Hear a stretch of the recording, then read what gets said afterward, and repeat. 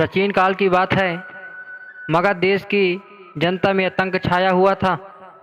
अंधेरा होते ही लोग घरों से बाहर निकलने की हिम्मत नहीं जुटा पाते थे।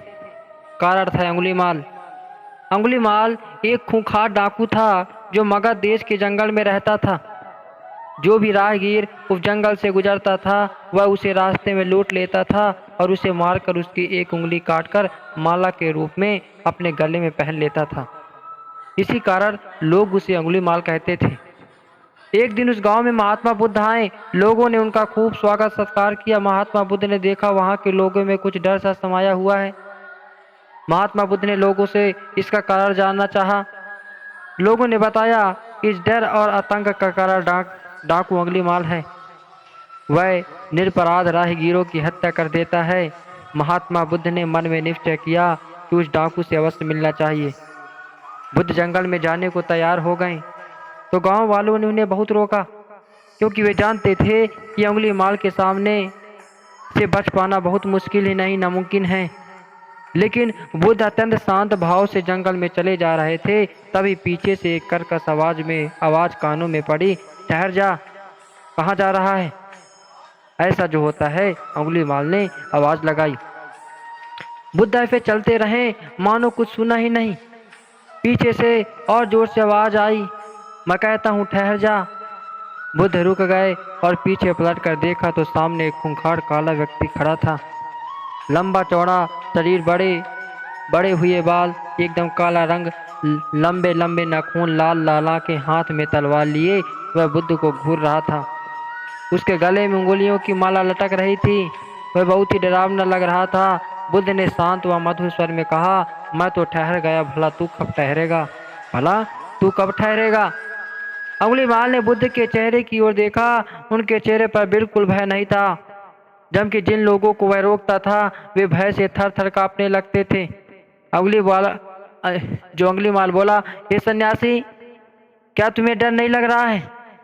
देखो मैं कितने लोगों को मार कर उनकी जो मैं देखो मैं कितने लोगों को मार कर उनकी उंगलियों की माला पहन रखी है। बुद्ध बोले, तुझसे क्या डरना? डरना है तो उससे डरो जो सचमुच ताकतवर है। अंगुलीमाल जोर से हंसा, हे साधो, तुम समझते हो कि मैं ताकतवर नहीं हूँ? मैं तो एक बार में 10-10 लोगों के सिर काट सकता हूँ। बुद्ध बोले, यदि तुम सचमुच ताकतवर हो तो जाओ उस पेड़ के 10 पत्ते तोड़ लाओ। अंगुलीमाल ने तुरंत 10 पत्ते तोड़े और बोला, इसमें क्या है? कहो तो मैं पेड़ ही उखाड़ लाऊं। महात्मा बुद्ध ने कहा, नहीं, पेड़ उखाड़ने की जरूरत नहीं है। यदि तुम वास्तव में ताकतवर हो तो जाओ इन पत्तियों को पेड़ में जाके ठीक है पुनः जाके जोड़ दो। अंगुलीमाल क्रोधित हो गया और बोला, भला कहीं टूटे हुए पत्ते भी जुड़ सकते हैं? महात्मा बुद्ध ने कहा, तुम जिस चीज को जोड़ नहीं सकते उसे तोड़ने का अधिकार तुम्हें किसने दिया? एक आदमी का सिर जोड़ नहीं सकते तो काटने में क्या बहादुरी है? अंगुलीमाल था अवाक रह गया। वह महात्मा बुद्ध की बातों को सुनता रहा।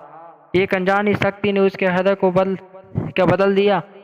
उसे लगा कि सचमुच उससे भी ताकतवर कोई है।